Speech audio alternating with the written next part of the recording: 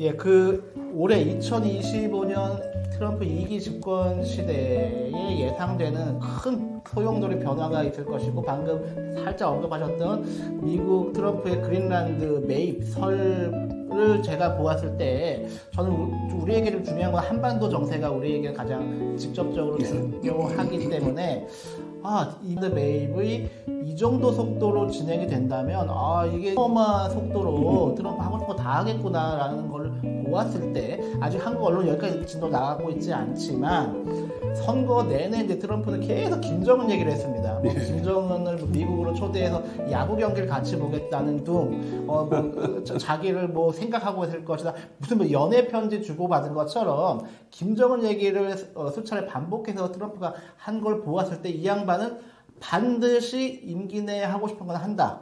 북한과 일 낸다. 일본이 반대하건 한국의 극우가 반대하건 전혀 개의치 않고, 심지어 펜타곤이 반대해도 갈 것 같은데, 교수님 보시기에 한반도 정세에도 변화가 우리가 좀 예상해도 될까요? 그렇죠. 이게 지금 우리가 일본의 움직임을 잘 봐야 됩니다. 아주 흥미롭지만, 일본이 누구보다 먼저 바이든하고 손잡고 또 미국의 거의 공무원을 쫓아다니다시피 하는 그런 모습을 보였지 않습니까? 그러면서 이제 다시 윤석열을 끌어들인 거죠, 거기에. 한미일 삼각 군사 동맹 체제에 끌어들이는 셈인데, 근데 트럼프가 등장하니까 지금 일본이 어떻게 합니까? 이번에 일본의 그 대표단이 그 총리의 친서를 들고 중국을 가요. 저번 주입니까? 갔죠, 이미. 그 다음에 일본 총리가 방중하는 이야기를 들고, 그 다음에 일본과의 일본 자위대하고 중국의 동구 전구 사령관하고 서로 교류를 해요. 그러니까 일본은 이 흐름 속에서 아는 거죠. 뭘 해야 될지를. 세계를 상대로 전쟁을 해본 국가잖아요. 외교가 먼저 개념이 있다는 이야기예요. 우리는 뭐 하고 있어요? 지금 쿠르스크에 북한군 있니 없니? 그 타령만 하고 있는 거 아닙니까? 또 지금도 철저한 비핵화 이야기만 하고 있어요. 이미 비핵화는 트럼프 입장에서 보면 던진 폐기 아무 의미가 없어, 이제는. 의미 없는 걸 붙들고 그 깨비를 붙들고 있다는 의미죠.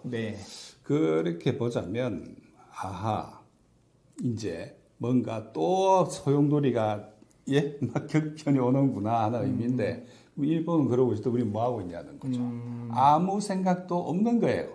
다그가 뭔지, 그 다음에 마가 오직 쿠르스크에 북한 몇 명이 죽었냐. 이게 지금 못해도 이렇게 못할 수가 없다 하는 생각을 하게 되고, 그 다음에 그렇습니다. 이제 트럼프가 말한 대로 김정은 하고는 뭐라 그럽니까? 서로 미싱 그리워하는 사이라고 하니 브로맨스가 어떤 형태로도 진행이 될 거지만, 과거처럼 트럼프 1과 트럼프 2 사이에 질적인 차이가 있어요. 아주 구조적인 질적인 차이가 있는 게 뭐냐면, 그게 바로 다극화입니다. 그 사이에 세계가 그만 확 변해버린 거예요. 트럼프 1기하고 2기 사이에 이 변화된 조건에서 트럼프가 던진 게 마가 아닙니까? 그래서 아까 말씀드린 것처럼 트럼프식의 멀로 독트린, 도널드 트럼프니까 돈로 독트린, 이렇게도 이야기를 해요. 재미나게도. 그렇게 보면, 이 보십시오. 벌써 이 변해가는 이 구조적인 이 변화가 이제 어느새 벌써 손에 잡히기 시작하는데, 우리 같은 경우 언론 전혀 관심이 없어요, 여기 대해서. 오직 하나 미국만 바라보고 있으면 될 거라고, 바라보고 있는 미국이 이렇게 변해버렸는데, 그럼 우리는 뭘 쫓아야 돼? 어디를 바라보고 누구를 쫓아서 가냐 이거예요. 그런데 일본은 벌써 흐름을 잡고 있는 거죠. 해서 중국하고 트겠다는 거예요. 중국하고. 그런데 작년 말에 미 의회 조사국 CRS라고 합니다. 초당적인 우리 의회 우리나라 국회에 있는 거하고 비슷해요.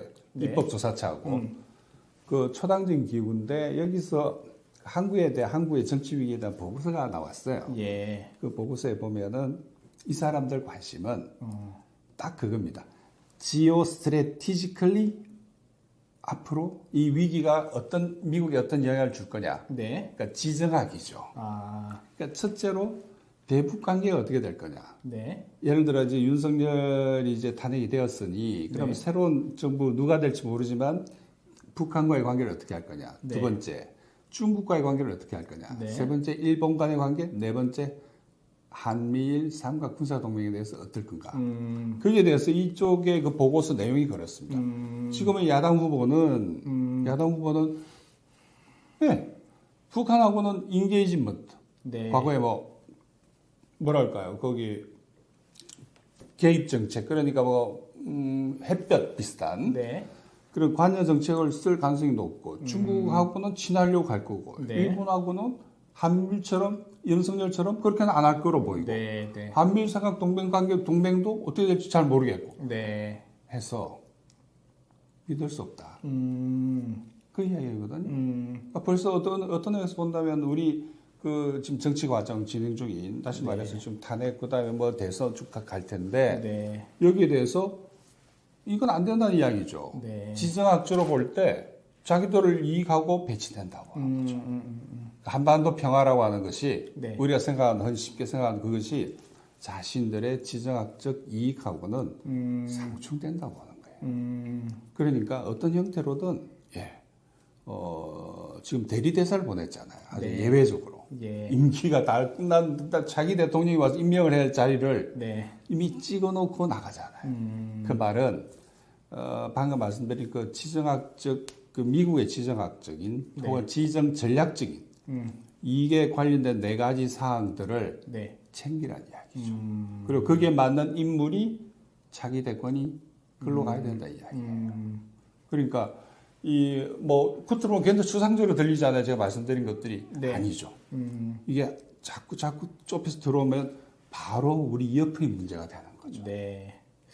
네, 교수님 말씀을 좀 정리를 해보면 지금 일본 사례를 좀 서두에 두셨는데 일본의 경우에는 이 국제 정세의 변화를 누구보다 이 예리하게 꿰뚫고 있고 그것은 곧 다극화라고 하는 키워드로 읽고 있고 그 축의 하나로서 저도 그 얘기는 처음 들었네요. 일본 자위대하고 중국 그 동부 지역을 하는 동부 전구와 이렇게 미팅을 하는 걸 저는 처음 알게 되었었는데 중국하고 이렇게 군사적으로도 밀접하게 손을 잡을 정도로 다극화 시대를 일본은 면밀하게 지금 준비를 하고 있고 문제는 이제 우리나라는 지금 전혀 지금 외교 자체가 사실상 뭐 중단되다시피 한 거긴 하지만 이제 좀 서서히 좀 얘기를 좀 정리를 하면 어쨌거나 이제 윤석열 정권은 이제 사실상 정치적으로 이제 사망한 게 사실 법적 절차만 남아 있을 뿐이고 뭐 예견되건대 큰 이변이 없다고 한다면 차기 정권은 민주정부가 될 가능성이 높아 보이고요. 그런 현 시점에서 보았을 때 우리 이제 광장에서 만나는 많은 분들이 그런 얘기 많이 하세요.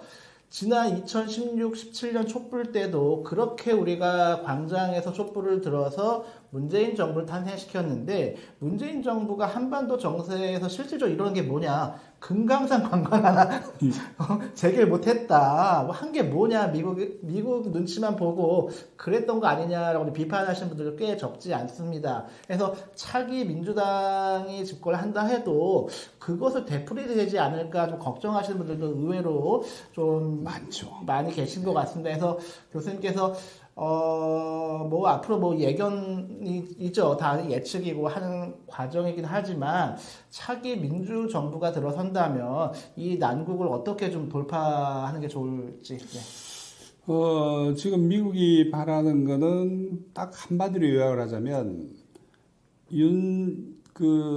윤석열 레거시, 특히 외교에 있어서 윤석열 레거시는 건들지 말라는 거예요. 아주 간단히 정리를 하자면.